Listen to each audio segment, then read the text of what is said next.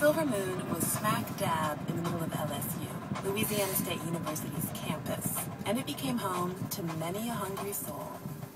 Now tell them, when they come, kick off your shoes, pull off your jacket, and get ready for Mama's love. Everybody come in my cafe know that they have to get a hug and say, Mama love you. They love my fried chicken, my smothered pork chops, black-eyed peas, mashed potatoes, candy yams, cornbread, from all and every walk of life they have come in. Day and night, the place was bustling with students, families, businessmen. They came from all over the place, like this guy, Robert Berg. Robert Berg. I got a chemical engineering degree from LSU. Really, there was no place in town that could compare home cooking wise to eating in Mama's kitchen. Mama ran her cafe for over 20 years before she finally closed the doors of the Silver Moon. She kept doing a little catering here and there out of her house. And one day, while standing at her kitchen sink, there was an explosion. I was standing at the kitchen window, and it was an explosion. The window just fell in on me. Thought it was an earthquake. It was so powerful. Mama lives on what is called the fence line. Her home is literally across the street from a cluster of petrochemical plants. Honeywell, the ExxonMobil refinery, copolymer. And it's in the middle of what is known as the petrochemical corridor, where there's over 100 of these plants.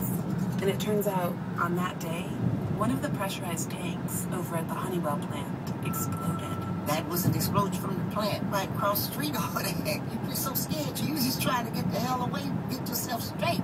Mama noticed that people in her neighborhood were getting sick, and she felt that it had to do with chemicals in the air from the plants. Lord, all the little children up in here have asthma. All of them have to keep a ventilator machine every week in and out of the hospital. Her husband died of cancer. Every man on the street have died in an early age with the same kind of cancer. But there was no way for Mama to prove that any of these ongoing health problems were because of air pollution. She wanted to find a way to collect air samples to test for any potentially dangerous chemicals. And she found hope in the form of a magic bucket. Actually, the bucket's just a regular old bucket, but inside there's this special Tedlar bag.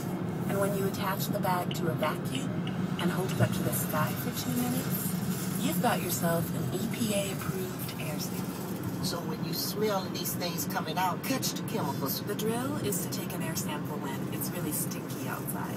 There's so many different smells that comes out of there. You know, get used to it. And then, once you have the sample, this environmental group that Mama hooked up with, who calls themselves the Louisiana Bucket Brigade, overnights the bag to a lab, and a few days later, she's got a certifiable printout of exactly what was in that air. So Mama starts keeping the buckets at her house. And one night, at about 3 o'clock in the morning, there's another explosion. Man was knocking on the door, y'all better get out, y'all better get out. And I heard, you know, the siren going and move. Then I heard somebody say, close your windows, turn off your air conditioner, and stay on the inside.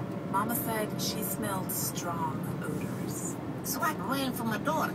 Get the bucket to catch the chemicals in. She ran to the door, and when she stepped outside to put the bucket down, that fumes just knocked her back in the house. I said, oh my gosh. She said, I feel all this grease on my face. What is this? I ran and got a towel and put around her face so she could put the bucket up. Eyes burning, Mama's grown daughter stood on the front porch for 120 long seconds, taking the air sample. And then they got the hell out of there and fled to the hospital. Must have been about 300 people at 4 o'clock that morning, went to the hospital. They had people lined up. They just ripped your clothes off and they just sprayed you down like animals. The results from the bucket sample came back, showing that there were over half a dozen chemicals in the air that night. For example, 4 times over the legal limit of methylene chloride. And so at this point, Mama dedicates her life